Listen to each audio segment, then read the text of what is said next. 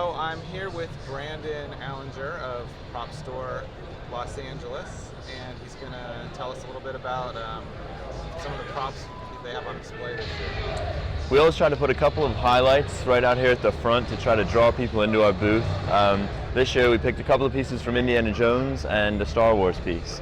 So up here on the top level we have, first of all, a piece that's never really been seen to collectors before as far as we're aware, special effects cable whip from the first film, Raiders of the Lost Ark.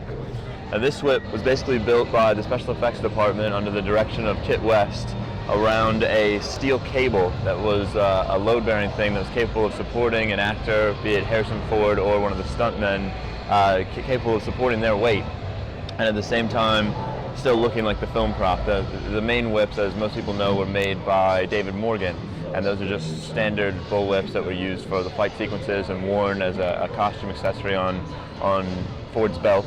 But they also built these versions, which were used for a couple of specific sequences. They were used in the beginning of the film when they do the swing over the chasm in the temple when they're going after the idol, and they were also used for the truck chase one.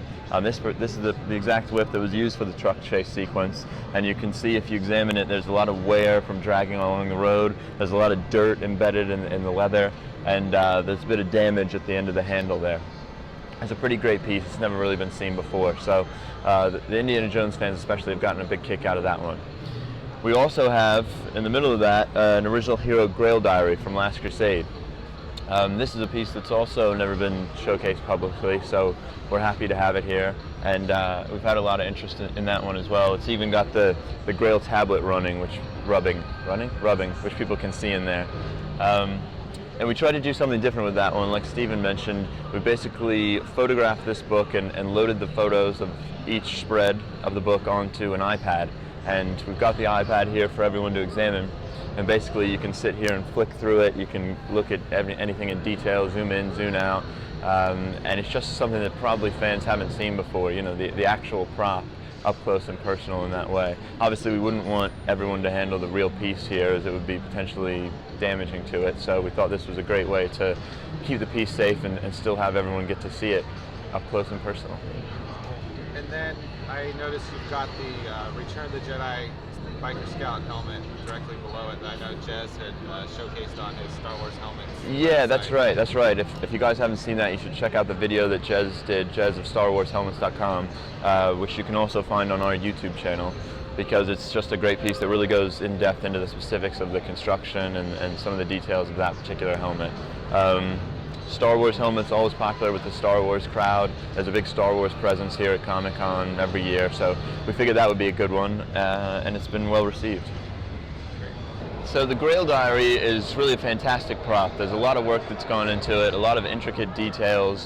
There's guys out there who have studied it, who are sort of aware of all this, but if you've never seen it up close and personal, then it's pretty great to just sit down and flick through it. And we thought that the way that we could accomplish that and achieve that and allow people to do that here would be to load all of the spreads of the book onto an iPad. So we've done that, and it's mounted here on the showcase. And at the moment it's set for slideshow, but you can also sit here and just flick through it page by page. And you can zoom in, you can read some of the text, which was taken out of historical texts and books and things like that. You can check out the different pages, some of which relate to the story, some of which don't. This one, you'll remember the 3 clues from the library. And it's just a great way to get to examine the detail and the work and appreciate the craftsmanship that's gone into something like this in a way that you can't when it's just sitting there in the showcase. How many pages did you scan altogether? They're not scanned, actually. They were photographed. I don't know what the total is, to be honest. I don't know offhand. But it is every clue he followed, every discovery he made, a complete record of his search for the Holy Grail. And have you had any requests for the iPad app? Yes, there have been a number of requests for the iPad app, which of course we've had to respectfully decline.